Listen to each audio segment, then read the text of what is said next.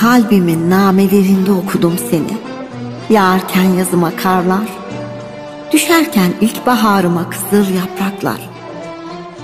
Sindirdim içime bulut gözlerini, sebat ettim aşkına, hicazkar çaldı telim. Kimi zaman yandım aşktan, volkan oldu aktı içime sevgim. Kor ateşim not oldu dudaklarımda, nevaya rast buladı, Hicaz okudu yüreğim. Kimi zaman takıldı kürdili hicazkâra dilim. Yaktı ciğerimi, yaktı ciğerimi aşk ateşi, ah yar. Eridi yakıcı hüznün gölgesinde kalbim.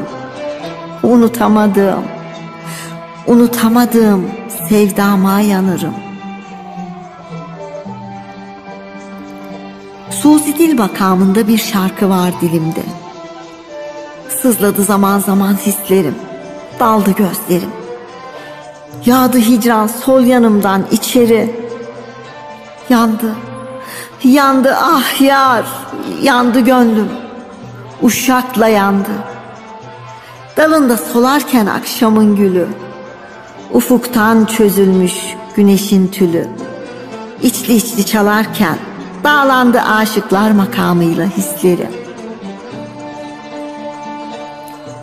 Bazen de el iç perdesinde Hicaz eklendi gönlüme, beşli satırlarında güftelerimin. Dönüp baktım maziye, yaprak dökümünde aşkımın. İnletti, inletti inceden inceye gönül telimi, ah yar. Hüzzama döndü ömrüm. Muhayyer makamında türkü çınladı kulaklarımda ara sıra.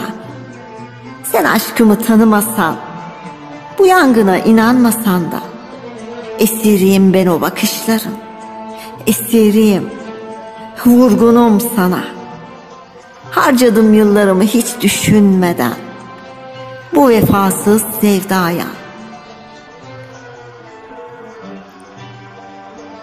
Getirse rüzgar neva makamında şarkıları, nefes gibi hissetsem gönlümde. Değse gözlerim tenine, değse kalsam hep yanında. Bak ömrümün son demi vuruyor cana, ah yar. Kalmasın mahşere aşkım yana yana. Dilerim almasın Rabbim bu cana, ah yar. Bir buse kondurmadan o tatlı yanağına. Doğsun artık güneş sabahlarıma, gülsün yüzüme baharlar, ıslatsın yağmurlar çatlayan dudağıma. Açsın çiçekler kuruyan dallarımda.